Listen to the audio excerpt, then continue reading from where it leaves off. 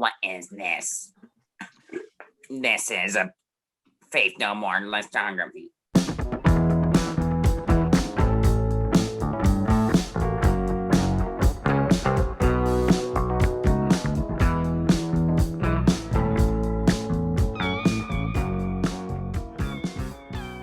What's up, everybody? Welcome back to Listography. Jason, Joe, and Crams are here, and it is Faith No More week. This was a recent addition. We had the whole year planned out. We shuffled some things around for various reasons. We decided to do Faith No More.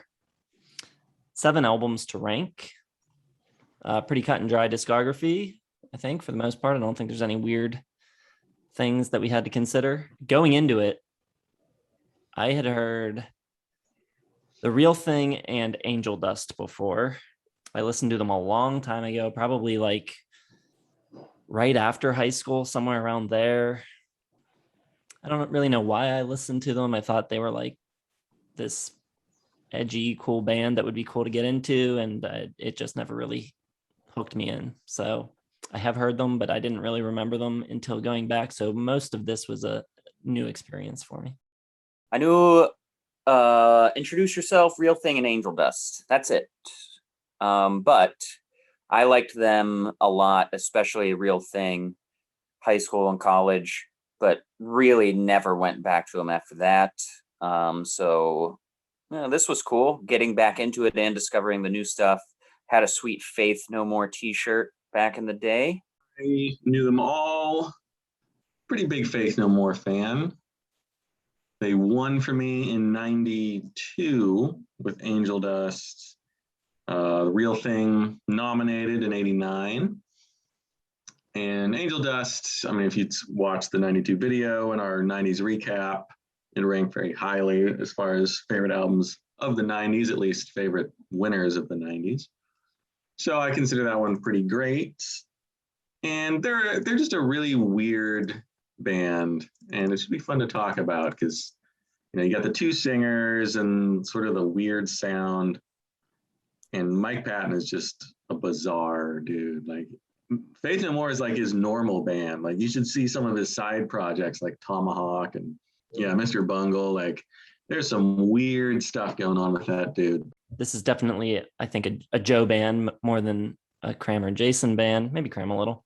We'll see how it goes. I had a t-shirt, for God's sake. Come on, man. T-shirt. A t-shirt. So maybe I should start so we end up the video on a high note, perhaps, with Joe.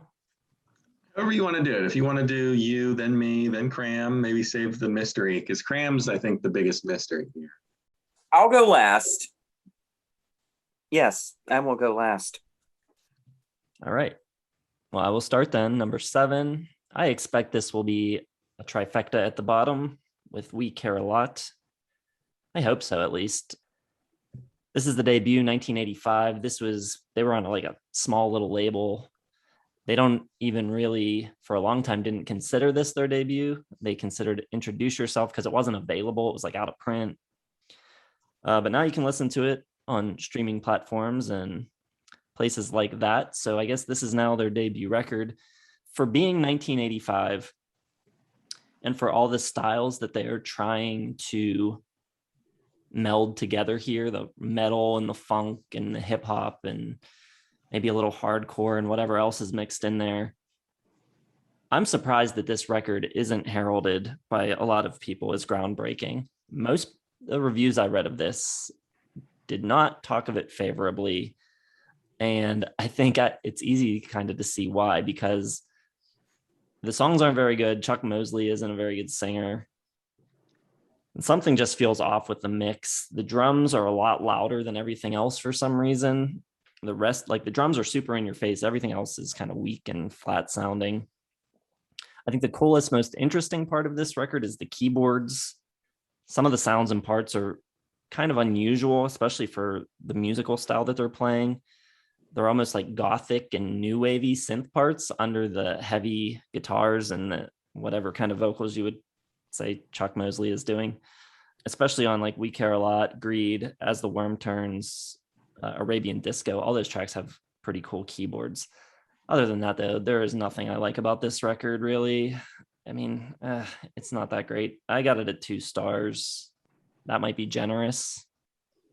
It's a generous 2 stars. I don't think it's a very good record, but that's coming from my taste in music. And I am a little surprised that other people don't seem to like it very much, considering how maybe cutting edge it was at the time. Well, it's not at my bottom. So I have Introduce Yourself as my low man on the totem pole. And I think it's because I think Mosley's vocals are better when they're like lo-fi. On Introduce Yourself, he bugs me a lot more. I think sort of the weird lo-fi-ness of We Care a Lot kind of adds to it, and the weirdness of it all. Introduce Yourself is a little more like straightforward. They redid We Care a Lot, which is one of the better songs on the debut. But I just don't like it. It has some cool stuff on it. R&R. It's like a little close to the Real Thing sound. Blood has this like really 80s synth pop line. And so it is that weird mishmash. Like Roddy Bottum is a really like new wave almost, like synth pop, new romantic kind of synth lines. And then you have like this funk bass, heavy metal guitar. And then Chuck Mosley, like I like the music on this one a fair amount. I think it's really cool sounding. And I like kind of that funk metal stuff. But Mosley kind of kills it for me with his, it's like a slacker Danzig a little bit. Like it's sort of like that Misfits kind of sound.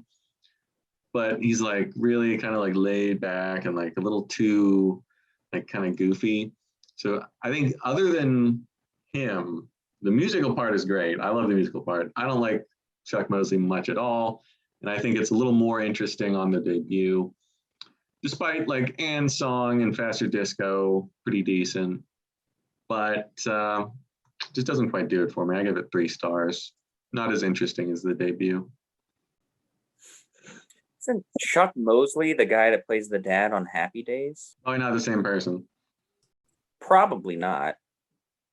But I thought it was. Tom Bosley. Never mind.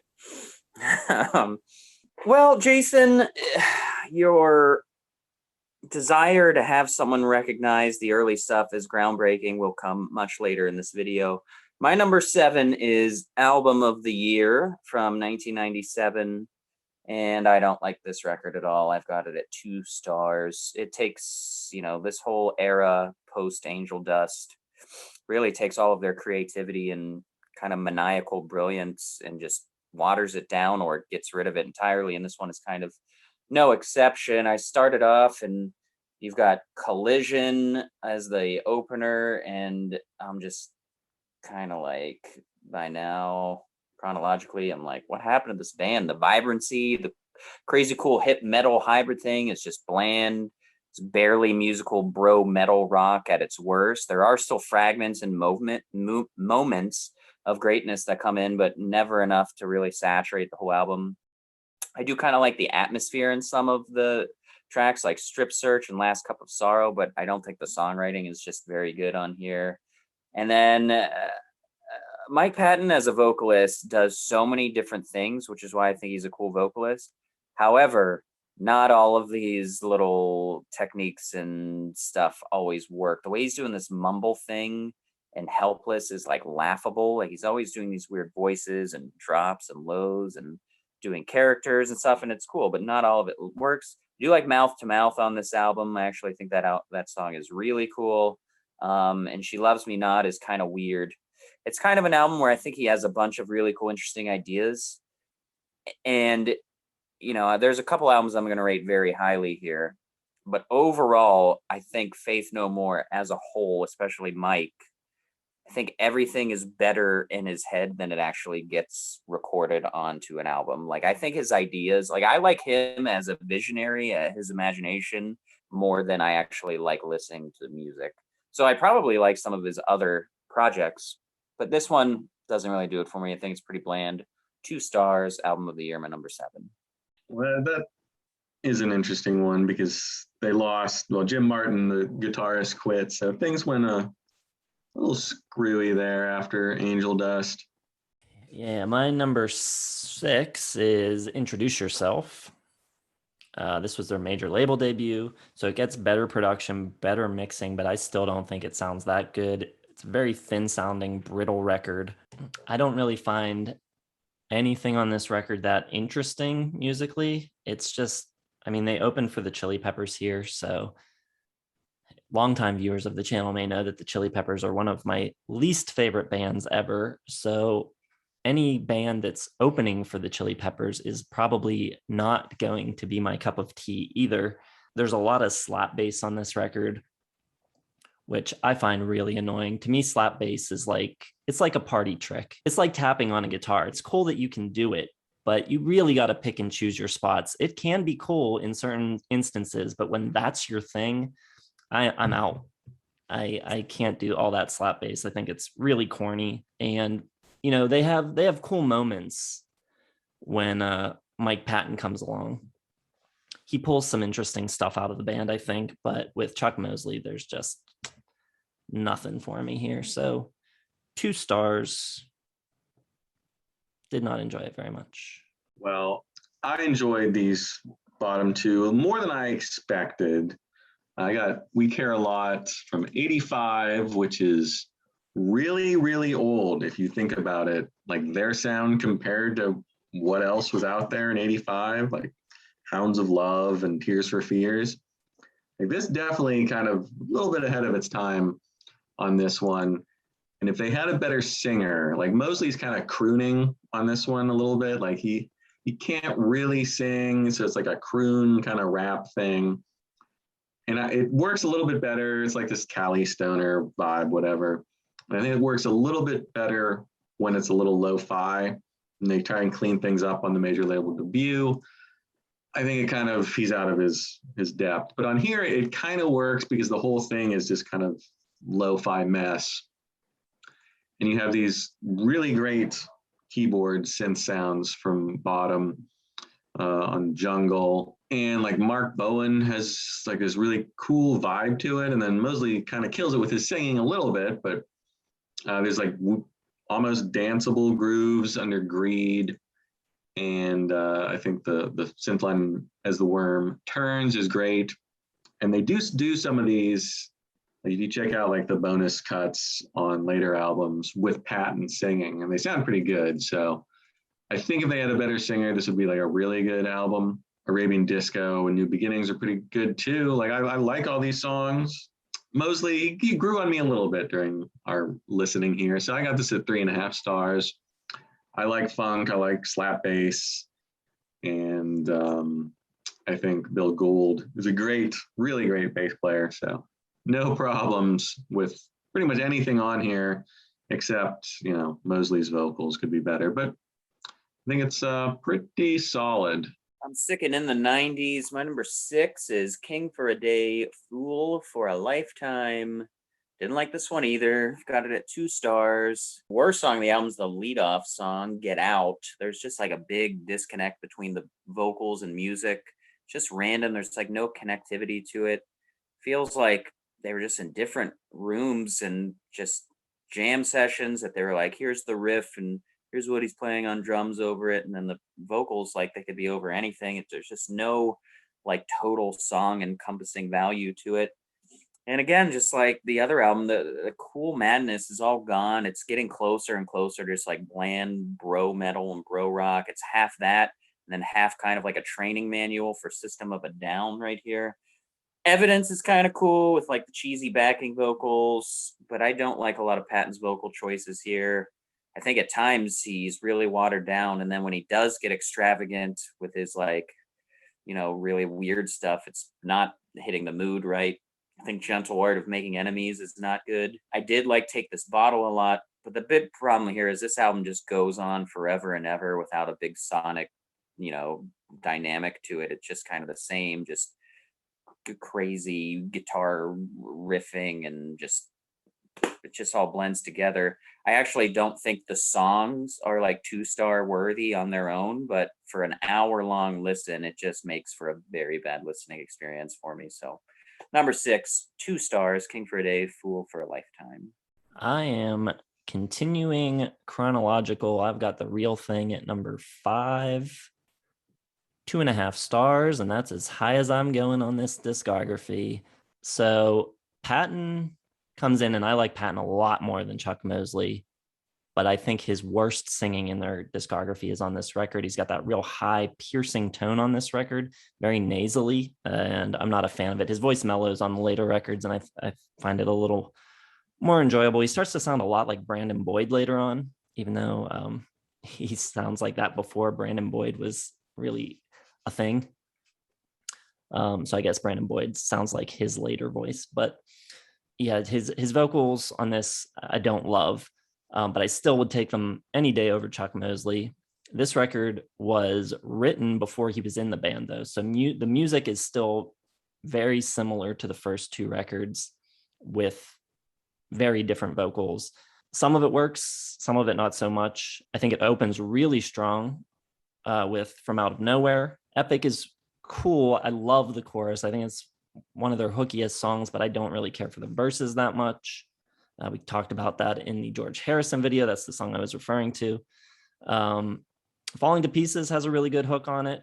Underwater Love is decent. So this is kind of like where Faith No More always is for me. Like there's cool songs, and there's songs in their discography that I might even go up to like 4 stars on, but they never string together an album's worth. There's always something that I hate on it, or like something that breaks up the enjoyment, and I can just never get into a full record. I think they do get better. There's more songs that I like on later records. Maybe that's the thing. Like I don't really like this core sound, and I kind of like when it gets watered down. I agree with Cram. It gets a little more generic later, but I prefer the generic records over this. Oh, I wish I could just loop you saying that. I prefer the generic record. I prefer the generic. I prefer the generic records. And the time of filming this, we just had someone comment on the ABBA new album review where they said Jason doesn't like ABBA. He must be one of those metal and rap guys. Oh, so you don't like this metal rap hybrid band or ABBA? You don't like anything, man. Jeez. I thought that was very appropriate, though, for what would come later today. My number 5, I got King for a Day, Fool for a Lifetime. And I've always kind of disliked this one, especially since it comes after Angel Dust. So like they open up all these new horizons. And then Jim Martin kind of either quits or is forced out because he's a metal guitarist, and Mike Patton sort of leading them down this other direction. Roddy Bottum was not present for a lot of it. So I don't know, like Trace Bruins comes in from Mr. Bungle. The guitar definitely takes a step back. I think the songwriting, it's a pretty massive step back from Angel Dust. And it's just so like dry sounding. With Cramser, I really don't like Get Out at all. It's a really bad opener. Like it just feels just like different parts, just not, there's no like combining or mixing of this. There's just like dry ingredients all over the place. It gets a little bit better, and this is another one where it's so all over the place that I think it loses some of the continuity. Like Angel Dust is all over the place in a different way. Like musically, I think it's pretty like locked in. But on this, you have Ricochet and Evidence, which I think are pretty good, a little more generic sounding. Definitely like new metal got a lot of their ideas maybe from this album. I agree with Cramser. But they do some weird stuff. Star AD is like this bossa nova kind of thing, which kind of works. There's some acoustic ones with Coralho, Voador, or however the hell you say it. Just a Man has this like childlike synth and some like weird cooing vocals. It's a really weird one. And like I appreciate the weirdness of it, but like if you're not gonna have like that kind of like big heavy guitar and those great bass lines and those like really catchy synth parts underneath, it just kind of seems like Patton's just kind of like vamping and doing his thing, and the band is sort of like completely secondary. And yeah, there's like a lot of sort of like barking and yelling and screaming. but without like a purpose and a point, and it's just not as good. Maybe if it didn't come right after Angel Dust, I wouldn't feel so sort of negative about it, but it's got some decent tracks. I got it at 3.5 stars, but it's a letdown for sure. All right. My number 5 is Sol Invictus. So the last 3 albums are my least favorite. Prefer the early Faith No More stuff for sure. However, I've got this one at 2.5, but it is considerably better. I like it a lot more than King for a Day and Album of the Year. Those are very weak 2s. This is a very strong 2.5, almost a 3. Not enough for me to go back and listen to it again to bump it up to 3, so it'll stay here. But I do think it's much better, and it comes almost 20 years after the fact, which is pretty cool. And this one in the approach is probably the simplest record they've done, with just really successful accents and like sparse kind of ideas that paint the picture really well. It's kind of like a meat and potatoes metal albums at times, but Patton is kind of like reinvigorated here. He's really passionate and full of like these little cinematic moments in the writing, and there's much more expression and experimentation than on Album of the Year and Kings for me. I even like some of the like just the goofy like lyrics and allegories. Like there's the one on Sunny Side Up about the leprechaun and stuff like that, which was cool. Like I like Mike Patton. He's an odd duck who's smarter than the average duck. It's very cool. I like Superhero. I think Mike is killer on Separation Anxiety here. Matador is really cool toward the end. So in a way, I think like it was a bit of a safe record for them to come back with, but in a very good way. But again, I didn't love it. It's only 2.5 stars. It's never going to be my sound. He still kind of sounds like the Brandon Boyd thing. I had that noted as well on Album of the Year and Kings, but it's just not the Faith No More I want. And that has a lot to do with the band behind him and the changes they made after The Real Thing. Like I think there's a distinct line in between that era and this era that is just never going to live up to me as that first batch of Faith No More albums. So 2.5 stars, pretty good effort. Not a bad album, decent. Sol Invictus, number 5. My number 4 is going to be Angel Dust, 2.5 stars, staying chronological. I like the warmer tone of this record, especially the bass. I think it sounds a lot better than the first 3 records. I don't know what it was about the late 80s and early 90s, but there was like no bass on any record for like 4 years. But finally, 1992, we get some bass back. They tone down the funk and the metal hybrid and morph into something that's more uniquely them, which is really cool. Creatively speaking, it's probably their most interesting and cool record. And if you're into what they're doing, you're probably going to love it. For me, it's a record of highs and lows. There are some tracks here that legitimately made me kind of perk up and take note. I like RV and A Small Victory a lot. I also like how it's bookended with Land of Sunshine and Midnight Cowboy. I think those are really cool tracks. But I don't know, when you're trying to rank a bunch of 2.5 star records that you don't really care that much about, a lot of it comes down to like the flow and how it is as a full listen. And for me, the highs and lows it's too disjointed. I'd rather a bunch of okay tracks than the highs and lows of this record. And a lot of what they're attempting here, I don't know. I don't think it's as unique as they think it is. You know what I'm saying? It's not like anything no one's ever done before. It's just like, I would pretty much say it's something that no one's done before in that manner, with all the weird elements and Patton's just sort of like craziness. I mean, I can't think of any other band that sounds anything like. Name the other band that made Angel Dust. I mean, the Chili Peppers, and there's a ton of bands that sound like that. Chili Peppers sound nothing like Angel Dust. That is one of the worst things I've ever heard you say. I gotta agree with Joe here on that. All right, we'll go number 4. This one came down a little bit for me. I had it in my top 5 in 97. I don't know if it would still be there. I don't know if it was just listening to them all in order or spending a lot of time with Faith No More. But album of the year from 97 feels a little too generic now. Maybe in 97, when I was listening to all those 97 albums, I just couldn't find anything I really liked. But I had it at 4.5 stars. It's down to 4. I still think it's good. Collision, they lead off again with probably their worst track, which kind of annoying.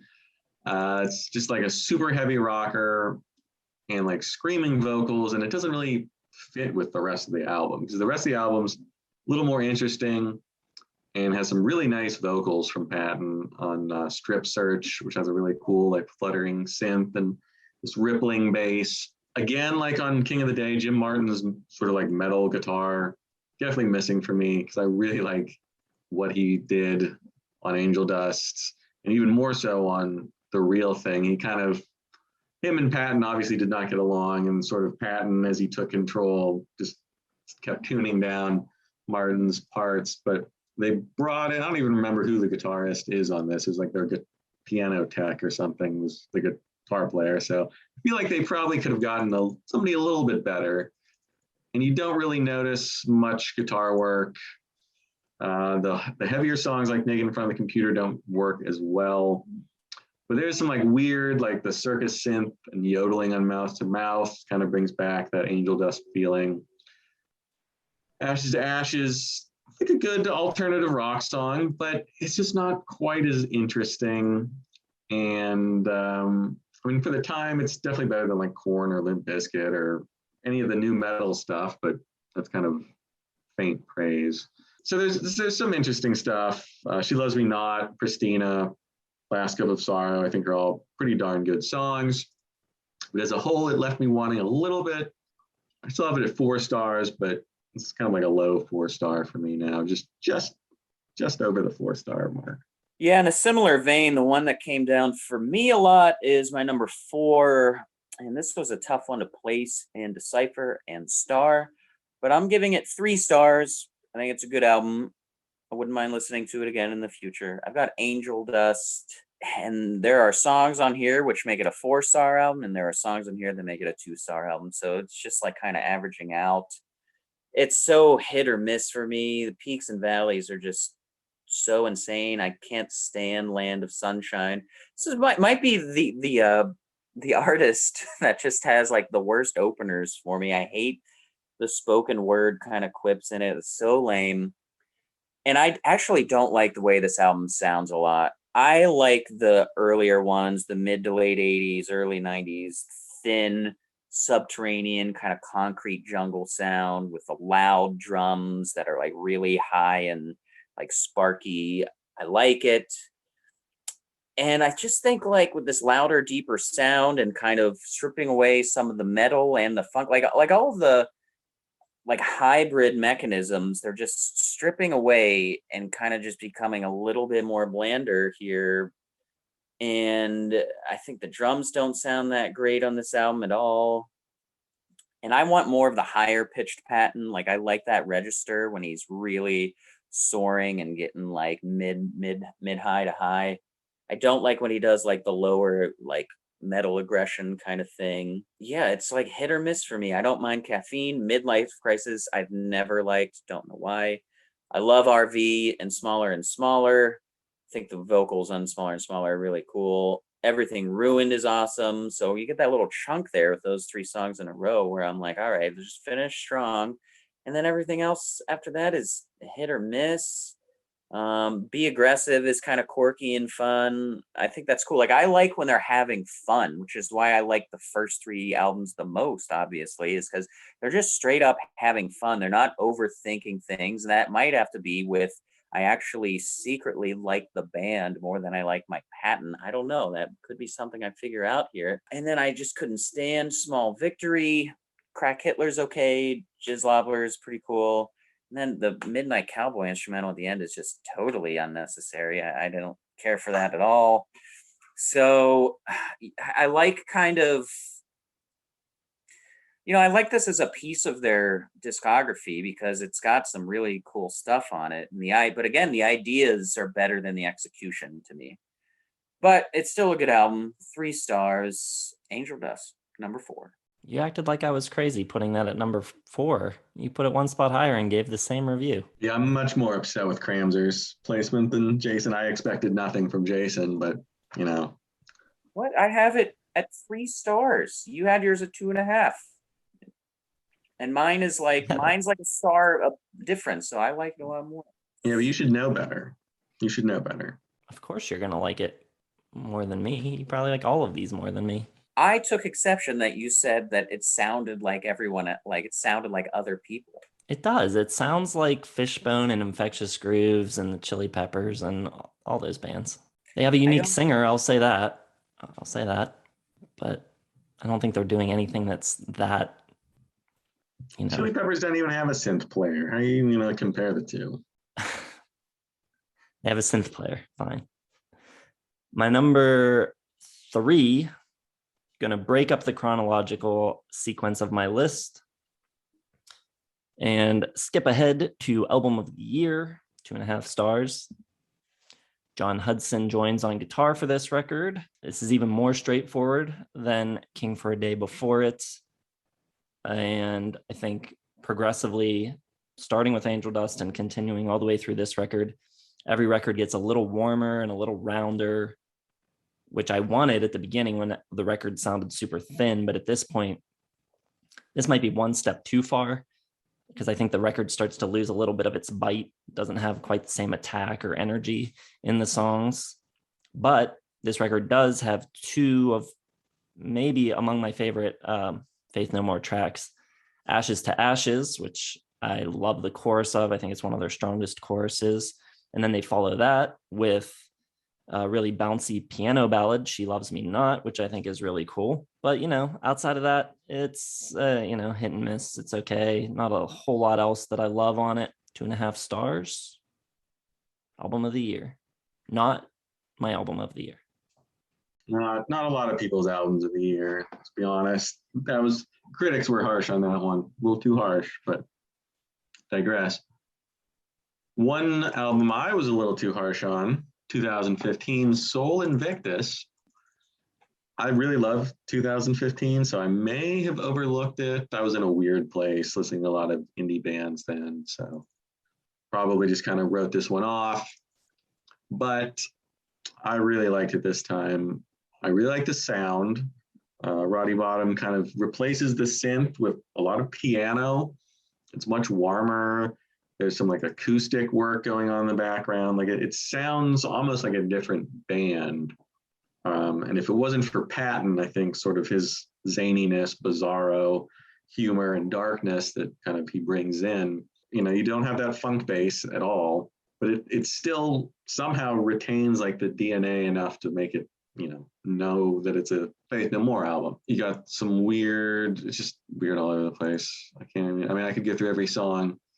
Everyone's completely different. Rise of the Fall has this cool like noir feel. And then it turns on a dime into this like ferocious screaming, big guitars. And it's sort of, I think this album is built on that sort of like not knowing what's coming next, a lot of dynamics and shifts in the sound. Matador, I think, is a really strong song, kind of sounds like Angel Dust era. I think the guitar on this album is much better than it was on Album of the Year or King for a Day. And then they throw in like a little country western pop song on the last track, From the Dead.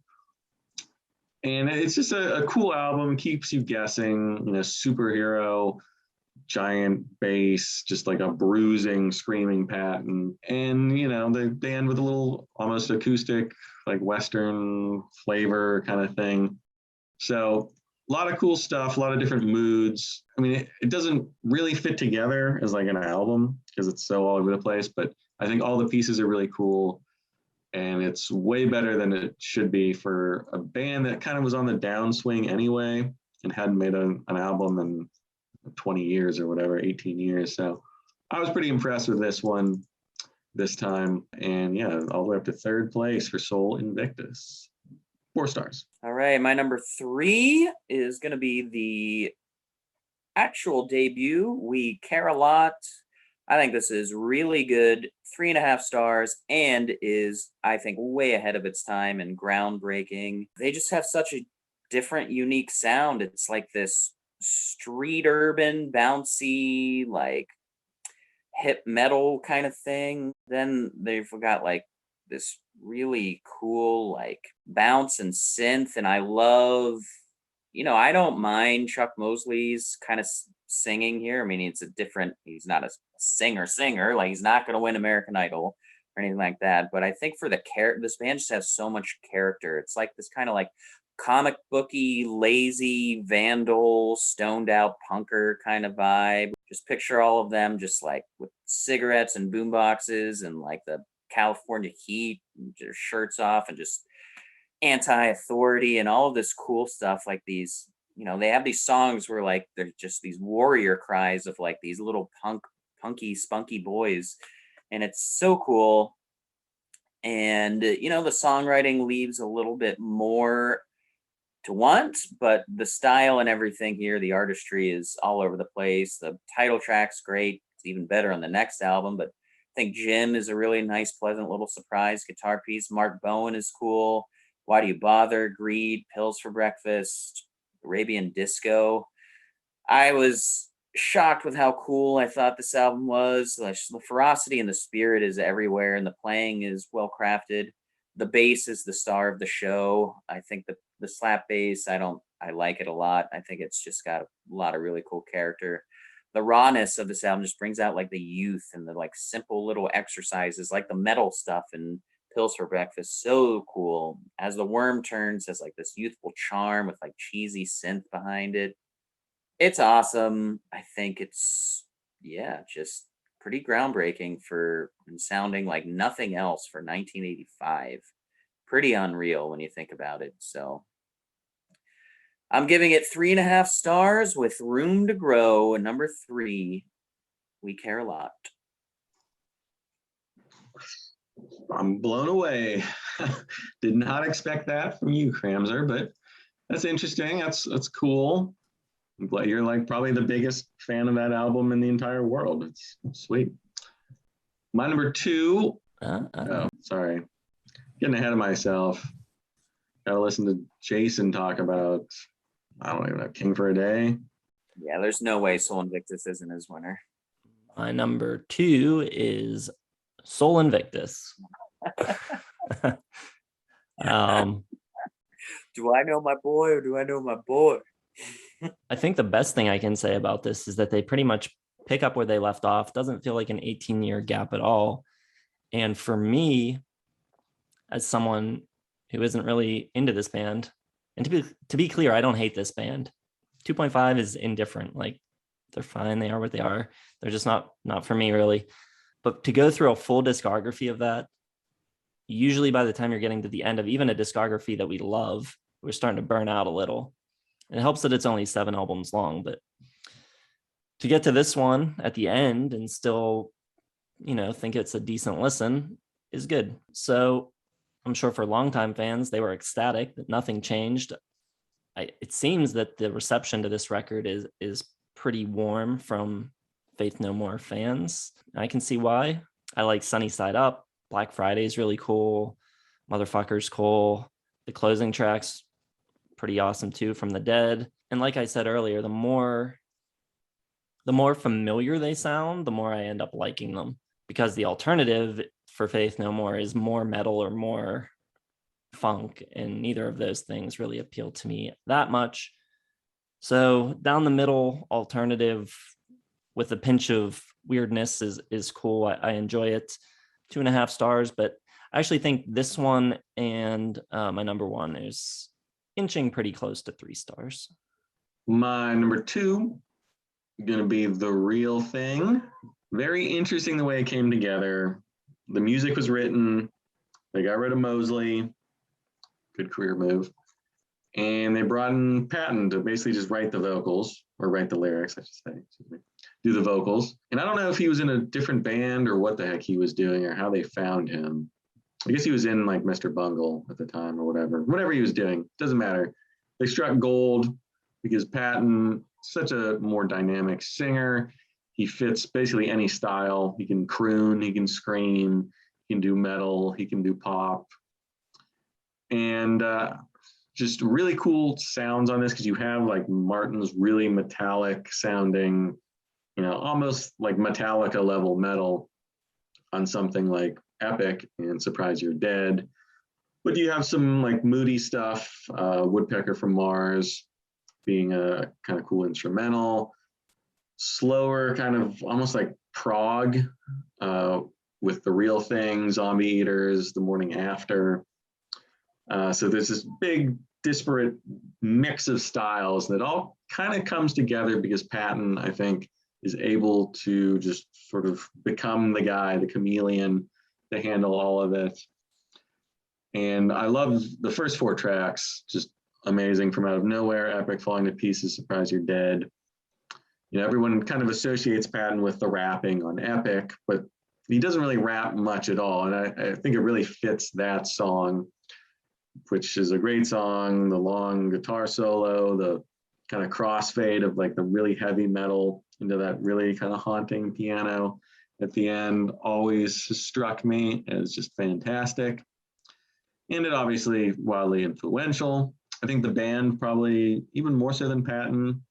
Bill Gould's bass playing is phenomenal. Underwater Love sounds like Duran Duran almost with the bass and the synth, and then this metal sort of like alternative over top with Patton and Martin. It's just this kind of cool, unique mix of all these different styles going on. I think at this point, Patton like hadn't totally taken over the band. So you have like all the pieces as equal, which I think is cool. And I think it really shows off everybody's best side. I think sort of the slower stuff doesn't always work. Zombie Eaters and Morning After is a little weird. I guess I'd always assumed War Pigs' Edge of the World were on it, but they're bonus tracks.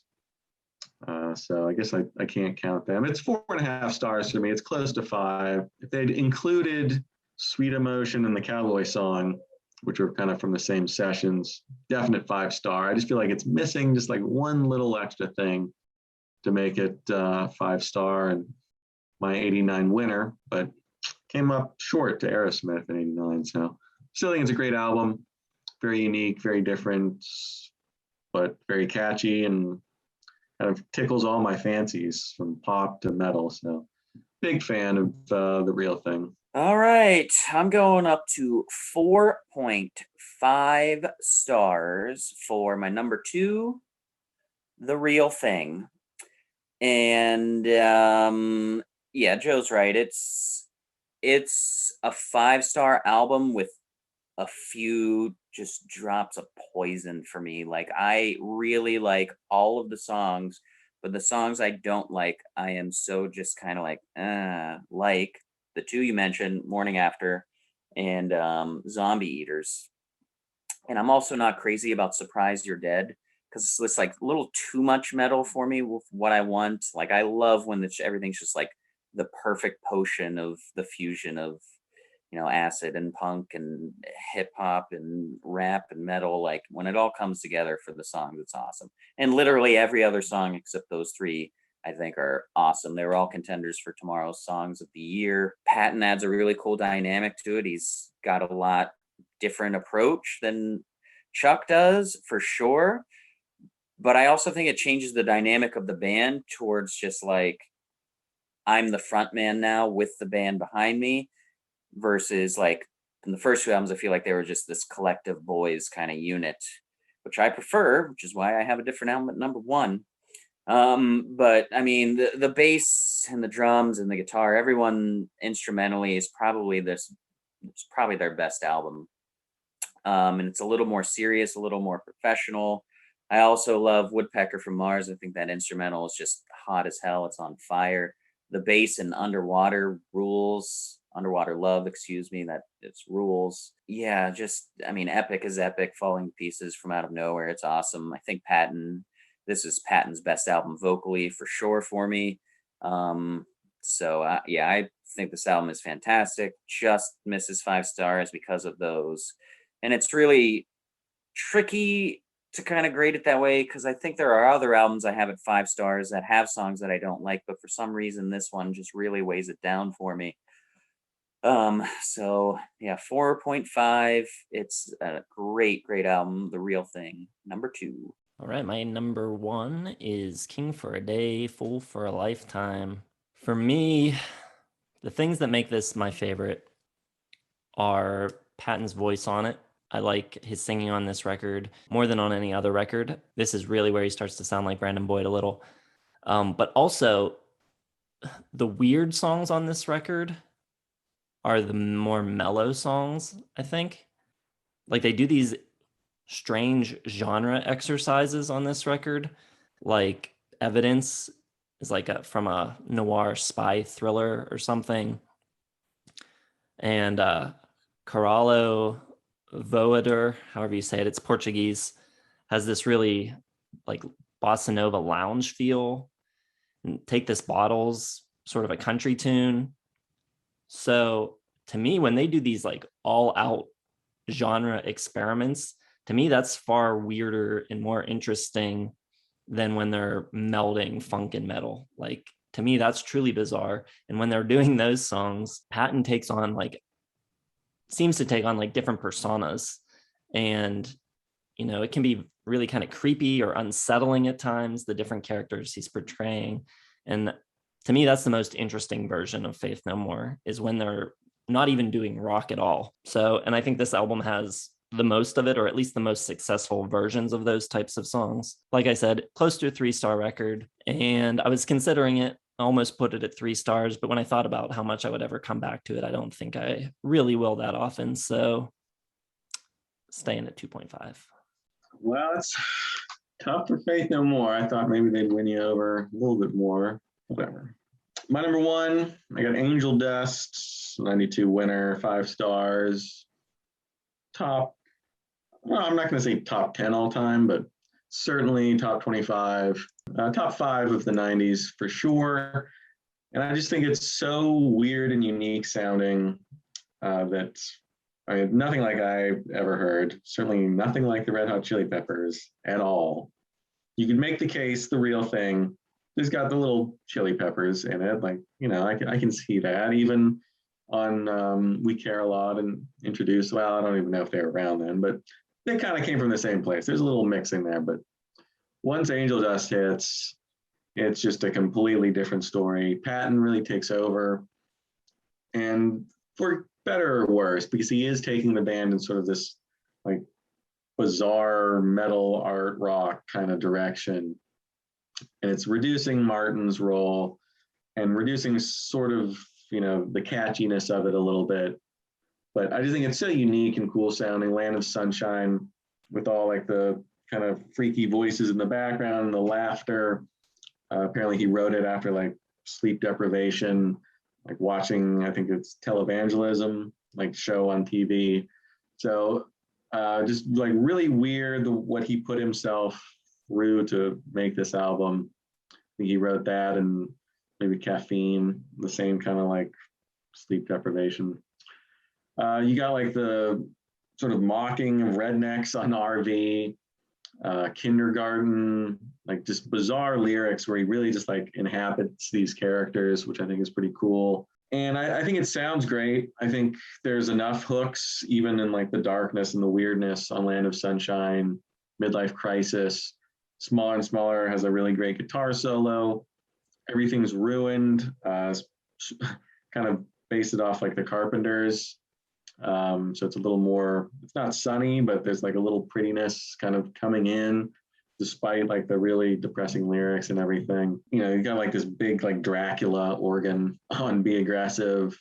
A Small Victory has like all these samples that come in, and it doesn't sound like anything ever, put on record as far as I'm concerned. Ending with Midnight Cowboy instrumental, the theme from Midnight Cowboy. So just the weirdness that they do. They always try and sort of like stick it to their own listeners, which for better or worse, I think Patton takes it too far a little bit. I wish there was a little bit more catchiness, and like a Ray of Sunshine would have been nice because it's really just dark, depressing. sort of like sick feeling almost when you're listening to it. So I can see why people don't like it, but I think for me, in the 90s, it just sort of like a breath of demonic fresh air as far as like the alternative and grunge scene and everything. And just really cool, really unique, really full of ugly beauty. And that's kind of why I like it. It's depressing and sort of terrifying, but it's a great ride. All right, my number one. My number one is nobody's number one.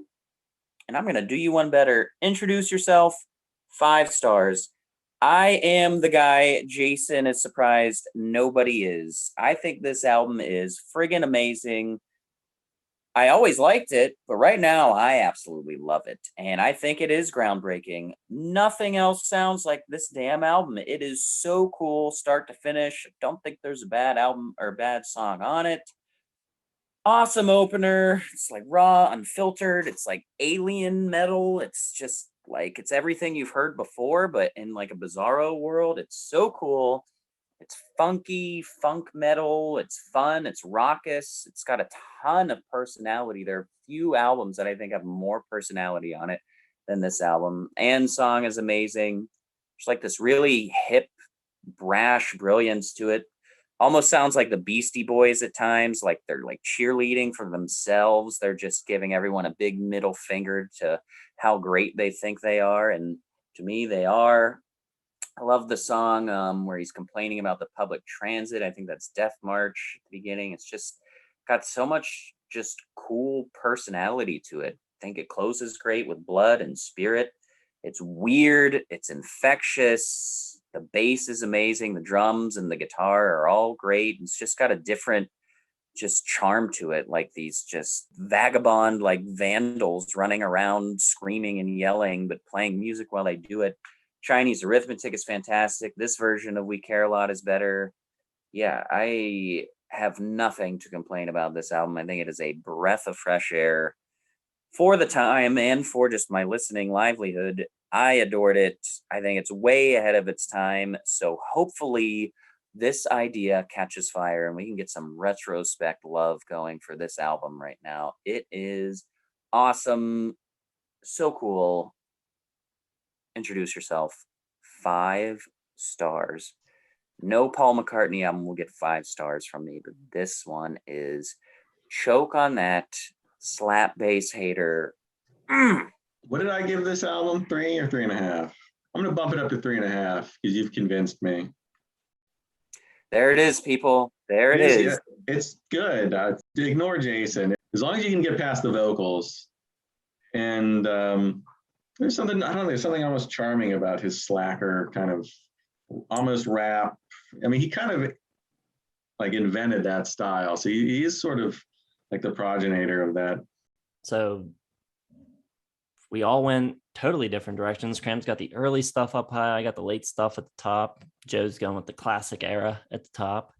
The average list at the end of this video is going to be a total wash. I think it's going to be just right down the middle. Everything's going to have the same score. Any closing thoughts? I mean,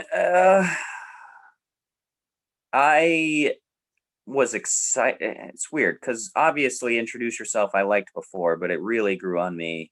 I've been listening to it nonstop. Pretty much the only thing I've been listening to the last 4 days has been that album and the new War on Drugs album. But it also is a bit of a letdown because I had only known the first 3, well, the original first 3, Introduce Yourself, Real Thing, and Angel Dust. So I was really excited to check out Album of the Year and King and Soul Invictus, but they let me down in a pretty big fashion. So that was a bummer. But this one grew to a 5-star record. It's always great to find a new 5-star, have something grow into it. So it's kind of a wash for my enjoyment of this week, but yeah, pretty good. And obviously, I enjoyed the week a lot. I never in a million years would expect what Cramser just said from him. Kind of assumed Jason wouldn't get it.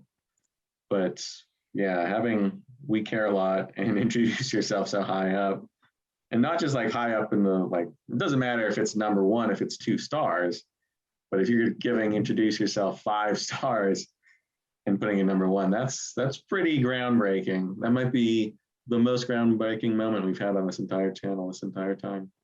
Maybe me giving Goo 4 stars, but this might be a close second. All right, everybody, let us know what you think of our lists.